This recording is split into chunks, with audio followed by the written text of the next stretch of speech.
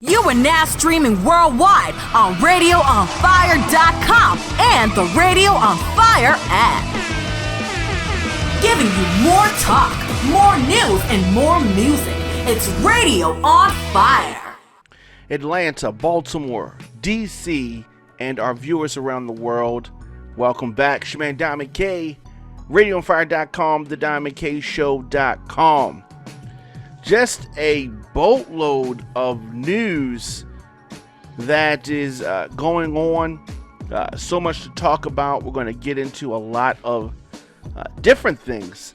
I definitely want to start with the 15 women who have claimed sexual harassment while working for Washington's NFL team. And I'm calling Washington's NFL team because they don't have a name.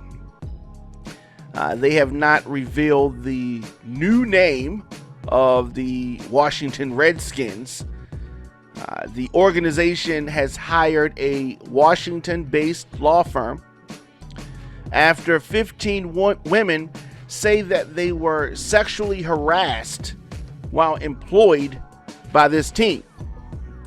Now, this report, bombshell report, from the Washington Post went public today, and it centers around accusations by 15 female employees of verbal abuse and sexual harassment by former team employees. So just a bombshell of a report. Can read it at the Washington Post. But the story really focuses on members of Dan Schneider, his inner circle. Listen, the title of the article is From Dream Job to Nightmare, and tells stories of allegations made by more than a dozen women. Emily Applegate said that she would meet a female coworker in the bathroom during their lunch breaks to cry about the frequent sexual harassment and verbal abuse that they endured. This team is just a controversial mess. It's a PR nightmare. This story involves interviews from more than 40 current and former employees and a review of text messages and internal company documents. Dan Schneider, definitely a liability to the NFL. Team owner declined many interview requests, and the Post has presented very detailed allegations and findings to the club. 3 team employees accused of improper behavior abruptly departed. It is going to continue to be a firestorm. I don't even know. I guess maybe they could try to come up with the name, but it's not going to. This new name is not going to minimize the impact of this claim. 15 women claiming sexual harassment while working for the former Washington Redskins. Definitely keep you posted on that. Just tuning in, it's Diamond K, Radio on Fire. 7 p.m., 12 noon, episodes drop. But of course, I love to hear from you on social media, Instagram, Facebook, Twitter, LinkedIn, TikTok, at The Diamond K Show.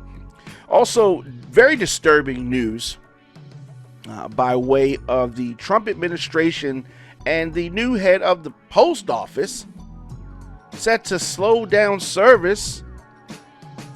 You know, we got mail-in ballots coming. We got an election coming. The new head of the United States Postal Service, USPS, has established some major operational changes in a memo earlier this week. The Postmaster General, Louis DeJoy, a major donor for President Trump's re-election, he took over the mail service last month and has enacted some, what's the word I want to use? Difficult changes to help the financial situation of the post office, USPS. Some of these changes are going to include mail delivery being delayed by a day or more, they said, to reduce costs. Late trips will also no longer be authorized, according to a document that the Associated Press got their hands on. So if a postal distribution center is running late, they will keep the mail for the next day. So let's explain it like this. If you have someone delivering mail and they're running late on the route, it was a lot of mail and their shift is getting ready to end, a lot of times these people were working overtime to finish the mail delivery that they were given for that day. So this may result in you seeing mail workers out later than you normally see them, because they're trying to get through the whole shipment that they were given. Well, the Postmaster General, Louis DeJoy, is now saying that all of that is done. All right. This is going to increase mail delays. This is going to eliminate overtime opportunity for hundreds of thousands of postal workers across the country.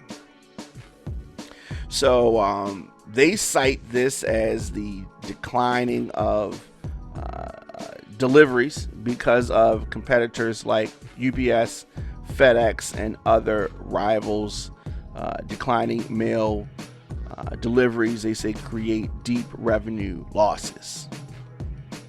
And then the pandemic has further exacerbated the situation, and the memo stated that the service had to make an operational pivot in order to maintain health and stability for the coming years.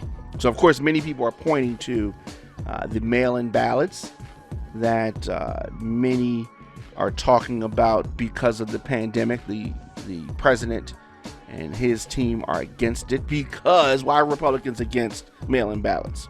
Okay, Republicans are against mail-in ballots because there are less Republicans than Democrats registered. And the reason why they try to depress the turnout and try all these tricks and things is because the more that they can siphon off Democratic participation in any election, the more chances increase of a Republican victory. So these are more games that the president and his administration are playing this time with your vote. And it is very disturbing. Not surprising, but very disturbing. Speaking of disturbing, Mayor Keisha Lance Bottoms says that Atlanta's mask mandate will stand despite Governor Kemp's orders. You have a back and forth battle that is going here. The mayor said today in a press conference, responding to Georgia Governor Brian Kemp's executive order that struck down her mask mandate of July the 10th, saying that the city still has appropriate standing to mandate the masks. So this is a back and forth. She wants to mandate and make it a requirement. And of course, the governor, being a person who is against a lapdog for the president, trying to go otherwise. But it really shows a deficiency in empathy for helping to curb the spike in infections in the state of Georgia. So state, county, or municipal law, order, ordinance, rule, or regulation that requires persons to wear face coverings, masks, face shields, or any other PPE, personal protective equipment, while in places of public or public property are suspended to the extent that they are more restrictive than this executive order. So she says that she's willing to go to court, and the governor has sued her and the city council. Kemp wrote in his Wednesday order that the previous statement that I read is from him, but he says that he is in a very confusing statement. You know, on one hand, the governor says that he cares about the people and their safety and their well-being, and he's doing this for the restaurants and business owners that are affected by the reversal that Mayor Lance Bottoms has stated with things in Atlanta going back to phase 1. So you have a lot of restaurants that are not having dine-in services, and the governor claims that he's doing this in defense of those businesses.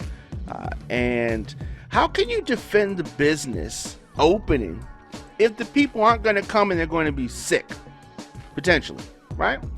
You have to shut things down, and this is the reason why we have these flare-ups, because these governors, these hard-headed, stubborn, Trump-leaning lapdog governors, are not seeing the forest for the trees. So, a seatbelt. You mandate people to wear a seatbelt. They don't wear a seatbelt, they get a ticket, they get fined. You don't have people that are boycotting or up in arms about seatbelts, right? Most people wear seatbelts. It's a public safety thing. The masks are a public safety thing. But you have some people that are just,